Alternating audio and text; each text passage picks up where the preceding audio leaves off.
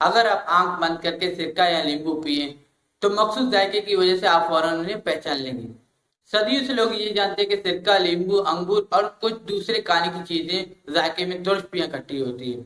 कानों में तुरस्पी इनमें मौजूद एक खास केमिकल की वजह से होती है, जिसे हम तेजाब कहते हैं। हमारे इर्द गिर्द मुख्तलिफ तरह के केमिकल्स मौजूद हैं। साइंसदानों ने केमिकल्स को इनकी खसूसियात की बिना पर मुख्तलिफ गिरोह में तकसीम किया है, जैसे एसिड, बेस, साल्ट एक्सेट्रा। ये केमिकल्स एक दूसरे से काफी मुख्तलिफ होते हैं। तो आप समझ गए होंगे कि आज की वीडियो में हम किस चीज के बारे में बात करने जा रहे हैं। आज के इस वीडियो में हम एसिड, बेस, इंडिकेटर्स और साल्ट के बारे में बात करने जा रहे हैं। आज के इस वीडियो में ना सिर्फ मैं इनको एक्सप्लेन करूंगा, बल्कि हमारे रोजमर्रा जिंदगी में इस्तेमाल होने वाले एग्जाम्पल भी आपके सामने रखूंगा। This is your host Mir Khan and you are on my channel. सबसे पहले बात करते हैं तेजाब की। तेजाब ऐसे मरकबात होते हैं जिन्हें अगर पानी में हल किया जाए तो ये हाइड्रोजन आयन पैदा करते हैं। हाइड्रोजन आयन पानी के साथ मिलकर हाइड्रोनियम आयन बनाते हैं। यानी तेजाब का कोई मरकब जब पानी के साथ तामुल करता है तो अपना एक हाइड्रोजन पानी को देकर हाइड्रोनियम आयन बनाता है। तेजाब को हम इक्वेशन के जरिए समझने की कोशिश करते हैं। एक तेजाब लेते हैं, मिसाल के तौर पर हाइड्रोक्लोरिक एसिड यानी कि HCl। जब हम HCl को पानी के साथ तामुल कराते हैं तो हाइड्रोक्लोरिक एसिड का जो H है, इनका हाइड्रोजन है, वो पानी के साथ मिलकर हाइड्रोनियम आयन बनाते हैं और इसके साथ साथ बाय प्रोडक्ट के तौर पर क्लोरीन आयन बनते हैं। मिसाल के तौर पर हम सल्फ्यूरिक एसिड को लेते हैं यानी कि H2SO4। जब हम इसको पानी के साथ तामुल करवाते हैं तो बिल्कुल इसी तरह ये अपने एक हाइड्रोजन पानी को दे देता है और पानी हाइड्रोनियम आयन में तब्दील हो जाता है और इसके साथ साथ बाय प्रोडक्ट के तौर पर HSO4 आयन बनता है। तेजाब कमजोर भी हो सकती है और ताकतवर भी हो सकती है। तेजाब की कमजोर और ताकतवर होने का ताल्लुक इनके हाइड्रोजन आयन पैदा करने की सलाहियत पर है। कमजोर तेजाब पानी में हल होकर कम तादाद में हाइड्रोजन आयन पैदा करते हैं। मिसाल के तौर पर सिट्रिक एसिड जो कीनू और नींबू में होता है। ताकतवर तेजाब पानी में हल होकर ज्यादा तादाद में हाइड्रोजन आयन पैदा करते हैं। मिसाल के तौर पर hydrochloric acid, sulphuric acid etcetera. अब बात करते हैं उन खसूसियत की जिनकी बिना पर तेजाब को पहचाना जाता है। तेजाब का जायका तुरस्पियां खट्टा होता है। ये एक मखसूस कागज लिटमस को नीले से लाल में तब्दील करते हैं। तेजाब बिजली के अच्छे मौसर होते हैं, यानी इनमें से बिजली गुजर सकती है। तेजाब एक खास किस्म के केमिकल बेस के साथ तामुल करके नमक और पानी बनाते हैं। इस अमल को हम न्यूट्रलाइजेशन का अमल कहते हैं, क्योंकि इसमें एसिड और बेस न्यूट्रल हो जाते हैं। ये आमतौर पर दांतों के साथ तामुल करके हाइड्रोजन गैस बनाते हैं। बहुत से तेजाब खतरनाक होते हैं। ये चूने के पत्थर, मार्बल और दांतों को गला देते हैं। ये हमारे जिल्द को झुलसा देते हैं। यही वजह है कि अगर हमारी उंगली पर कट लगाओ और इस पर नींबू का रस लग जाए तो जलन होती है और दर्द होता है। ऐसी बहुत सी चीजें हैं जिनको हम अपनी रोजमर्रा जिंदगी में इस्तेमाल करते हैं जिनमें एसिड मौजूद होते हैं, जैसे खाने पीने की चीजों, मसलन अचार और चटनियों को महफूज करने के लिए और बैक्टीरिया से बचाने के लिए सिरका यानी कि एसिडिक एसिड का इस्तेमाल किया जाता है। हमारे मैदे में हाइड्रोक्लोरिक एसिड मौजूद होता है जो हम हाजमे में मदद देता है। कोल्ड ड्रिंक्स जिन्हें कार्बोनेटेड ड्रिंक्स भी कहा जाता है, इनमें कार्बोनिक एसिड मौजूद होते हैं। ये हमने एक कॉन्सेप्ट बोर्ड बनाया है आपके लिए। ऐसा कभी हुआ है कि साबुन से मुंह धोते या नहाते वक्त आपके मुंह में साबुन का कड़वा पानी चला गया हो या आंख में साबुन का पानी चला गया हो, जिसकी वजह से आंख में जलन होने लगी हो? साबुन की कड़वाहट और आंख में जलन महसूस होना एक खास केमिकल की वजह से होता है, जिसे हम आसाब या बेस कहते हैं। बेस ऐसे कंपाउंड्स होते हैं जिन्हें अगर पानी में हल किया जाए तो ये हाइड्रो ऑक्साइड यानी कि OH नेगेटिव आयन पैदा करते हैं। यानी जब हम किसी बेस को पानी में हल करते हैं तो हमें हाइड्रो ऑक्साइड आयन हासिल होता है। चलिए इसको हम इक्वेशन के जरिए समझने की कोशिश करते हैं। एक बेस लेते हैं, मिसाल के तौर पर अमोनिया यानी कि NH3। जब हम इसको पानी के साथ रिएक्शन करवाते हैं तो हमें अमोनियम आयन मिलता है और इसके साथ OH नेगेटिव आयन मिलता है। इस इक्वेशन पर अगर आप गौर करें, जब इन दोनों का इक्वेशन हो रहा था यानी रिएक्टेंट साइड पे अगर आप देखें तो पानी ने अपना एक हाइड्रोजन अमोनिया को दे दिया, तो अमोनिया अमोनियम में चेंज हो गया और इसके साथ साथ हमें OH नेगेटिव आयन हासिल हुआ। एक और एग्जाम्पल लेते हैं, मिसाल के तौर पर सोडियम हाइड्रोक्साइड NaOH। जब हम इसको पानी में डिकम्पोज करते हैं तो हमें सोडियम आयन, इसके साथ साथ हमें हाइड्रोक्साइड आयन हासिल होता है। बिल्कुल तेजाब की तरह बेस भी ताकतवर और कमजोर हो सकते हैं। बेस की ताकतवर और कमजोर होने का ताल्लुक हाइड्रोक्साइड आयन पैदा करने की सलाहियत पर है। कमजोर बेस पानी में हल होकर कम तादाद में OH नेगेटिव आयन पैदा करते हैं, जैसे सोडियम कार्बोनेट। जबकि ताकतवर बेस पानी में हल होकर ज्यादा तादाद में हाइड्रो ऑक्साइड आयन पैदा करती है, मिसाल के तौर पर सोडियम हाइड्रो ऑक्साइड। जब हम असास की खुसूसियत पर नजर दौड़ाएं तो हमें पता चलता है कि एसिड और बेस एक दूसरे से काफी मुख्तलिफ होते हैं, यानी हम इन दोनों के दरमियान आराम से कंपैरिजन कर सकते हैं। असास का जायका कड़वा होता है, ये स्लिपरी होती है, ये चिकनाई को डिसॉल्व कर लेती है। असास एक मखसूस कागज जिसमें इसको लाल से नीले में तब्दील कर लेती है।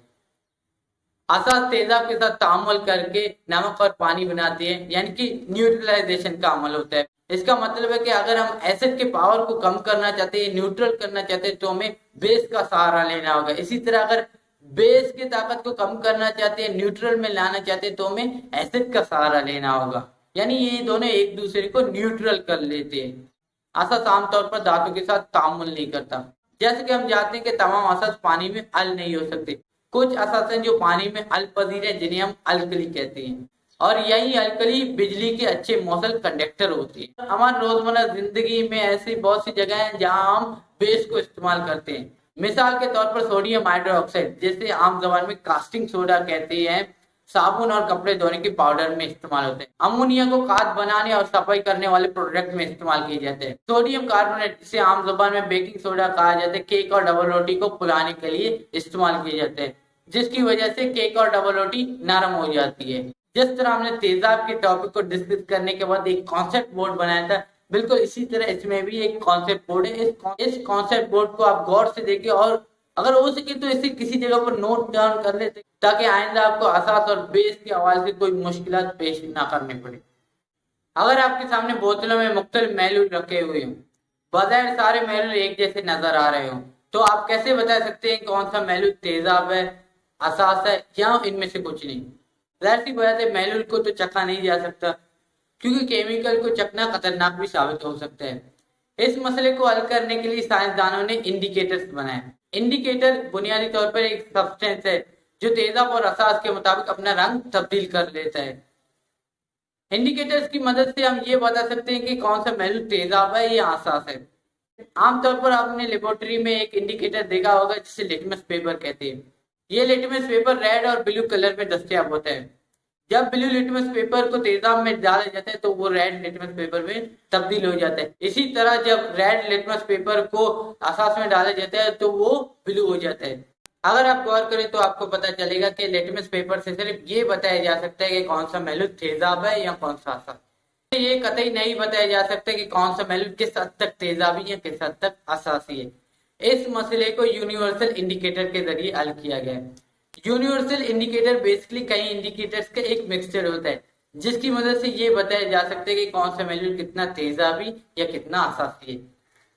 महलूल की तेजाबियत और असासियत की पैमाइश एक स्केल की मदद से की जाती है, जिसे पीएच स्केल कहा जाता है। एच से मुराद हाइड्रोजन, जबकि पी से मुराद पावर ऑफ कंसंट्रेशन, यानी पीएच महलूल में हाइड्रोजन आयन और हाइड्रो ऑक्साइड आयन के बारे में बताता है। यूनिवर्सल इंडिकेटर मुख्तलिफ पीएच पर मुख्तलिफ रंग जाहिर करता है। पीएच स्केल पर 0 से लेकर 14 तक निशानात होती हैं। मुख्तलिफ आदत खास पीएच को जाहिर करता है। अब आपके सामने ये पीएच का स्केल मौजूद है। आप देख सकते हैं कि इसके अंदर कलर भी लगे हुए, यानी कि यूनिवर्सल इंडिकेटर इसके अंदर शामिल है। इस स्केल को 3 हिस्सों में डिवाइड किया गया है। जब किसी महलूल की पीएच 7 होती है तो वो महलूल न्यूट्रल होता है, यानी कि ना तो वो असासी होता है ना ही वो तेजाबी होता है। जब किसी महलूल की पीएच 7 से नीचे होती है, यानी 6, 5, 4 या पॉइंट्स में होती है, तो वो तेजाबी का खासियत रखता है। बिल्कुल इसी तरह जब किसी महलूल की पीएच 7 से ऊपर होती है, यानी कि 8 से लेकर 14 तक होती है, तो वो असासी खासियत रखता है। ये बात यहाँ पे जरूर याद रखनी चाहिए कि जब भी किसी महलूल की पीएच 7 यानी कि न्यूट्रल से जितनी ज्यादा दूर होगी वो उतनी ही ज्यादा मजबूत होगी। मिसाल के तौर पर हम हाइड्रोक्लोरिक एसिड को लेते हैं जिसकी पीएच 0 है और वो स्ट्रॉन्गेस्ट एसिड है। इसी तरह हम सोडियम हाइड्रोक्साइड की एग्जांपल लेते हैं जिसकी पीएच 14 है और वो स्ट्रॉन्गेस्ट बेस है। इसका मतलब ये हुआ कि किसी भी महलूल की पीएच 7 से जितनी ज्यादा दूर होगी वो उतनी ज्यादा ताकतवर होगी। पीएच स्केल की मदद से हम बता सकते हैं कि ब्लड की पीएच 7.4 है, एसिड लाइन की पीएच 4.2 से 4.4 है। एसिड और बेस की तरह इंडिकेटर्स के हवाले से भी आपके सामने कॉन्सेप्ट बोर्ड मौजूद है। नमक हमारी जिंदगी का बहुत अहम हिस्सा होते हैं। खाने नमक के बगैर बेजायका और नामुकम्मल होते हैं। खाने के नमक के अलावा भी कई तरह के नमक होते हैं। हम नमक समंदर और चट्टानों से हासिल करते हैं। इसके अलावा हम लेबोरेटरी में भी न्यूट्रलाइजेशन के अमल से नमक बना सकते हैं। जब एक तेजाब असास के साथ तामुल करता है तो दोनों एक दूसरे के अमल को खत्म कर देते हैं और इसके नतीजे में नमक और पानी बनता है। इस अमल को हम न्यूट्रलाइजेशन का अमल करते हैं। इस अमल को हम केमिकल इक्वेशन के जरिए समझने की कोशिश करते हैं। मिसाल के तौर पर एक हम एसिड लेते हैं जिसके हाइड्रोक्लोरिक एसिड, और इसके साथ हम एक बेस लेते हैं सोडियम हाइड्रोक्साइड। जब हम दोनों का रिएक्शन करवाते हैं तो हमें नमक मिलता है सोडियम क्लोराइड की शक्ल में, जिसे हम खाने में इस्तेमाल करते हैं। इसके अलावा हमें वाटर हासिल होता है। अगर आपको लेबोरेटरी में नमक हासिल करना है या किसी मैल्यूल को न्यूट्रल करना है तो आपको इस बात का ख्याल रखना चाहिए कि अगर आप एक स्ट्रॉन्ग तेजाब लेते हैं तो आपको एक स्ट्रॉन्ग बेस लेना होगा। इसी तरह अगर आप एक कमजोर एसिड लेते हैं तो आपको कमजोर बेस लेना होगा, ताकि जब हम इन दोनों का तामुल करें तो दोनों मैल्यूल न्यूट्रल हो जाए और इनकी पीएच 7 हो जाए। जब इनकी पीएच 7 हो जाती है तो इनमें लिटमस पेपर अपना रंग तब्दील नहीं करता। अब बात करते हैं नमक की खुसूसियत। खाने का नमक ट्रांसपेरेंट होता है। नमक के मुख्तलिफ जाके होते हैं। खाने का नमक सोडियम क्लोराइड नमकीन होता है, पोटेशियम टाइट्रेट खट्टा होता है और इसी तरह मैग्नीशियम सल्फेट कड़वा होता है। नमक कलमों की शक्ल में या कलमी पाउडर की शक्ल में दस्तयाब होता है। ये नमी को जब्त कर लेती है।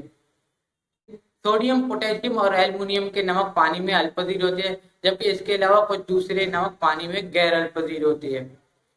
ज्यादातर नमक ठोस हालत में पाए जाते हैं और उनका बॉइलिंग और मेल्टिंग पॉइंट बहुत ज्यादा होते हैं। अब हम नमक के इस्तेमाल के बारे में बात करेंगे। सोडियम क्लोराइड कानों को जायकादार बनाने के लिए, कानों को महफूज रखने के लिए, कपड़े के प्रिंटिंग और नगने में इस्तेमाल होते हैं। अमोनियम क्लोराइड बैटरियों और कपड़े धोने के पाउडर में इस्तेमाल होते हैं। इसी तरह सोडियम नाइट्रेट खाद और बारूद बनाने के काम होते हैं। जैसे कि एसिड बेस इंडिकेटर्स के हवाले से हमने एक कॉन्सेप्ट बोर्ड पेश किया, इसी तरह इस नमक के हवाले से भी एक कॉन्सेप्ट बोर्ड आपके सामने पेश है। मैं आपको इंकरेज करूंगा कि आप जो भी कॉन्सेप्ट बोर्ड में लिखे हैं उनको किसी जगह नोट डाउन कर ले तो आपको फायदा होगा। कभी भी आप इन हवाले से अपने आप को क्लियर करना चाहते हैं तो उस कॉन्सेप्ट बोर्ड को देखकर आप आराम से अपने आप को क्लियर कर सकते हैं। जैसे लेट मी नो कि आपको मेरी वीडियो कैसे लगे। अगर आपको मेरी वीडियो अच्छी लगी तो वीडियो को लाइक करें, ज्यादा से ज्यादा लोगों से शेयर करें। अगर आपको इस बारे में कोई सवाल पूछना है तो आप मुझे कमेंट में शेयर कर सकते हैं। अगर आप मेरे पर्सनल लाइफ को फॉलो करना चाहते हैं तो आप मुझे इंस्टाग्राम पर फॉलो कर सकते हैं। यूट्यूब पे मुझे जरूर सब्सक्राइब करें www.youtube.com/mypage videos। I will meet you in next video.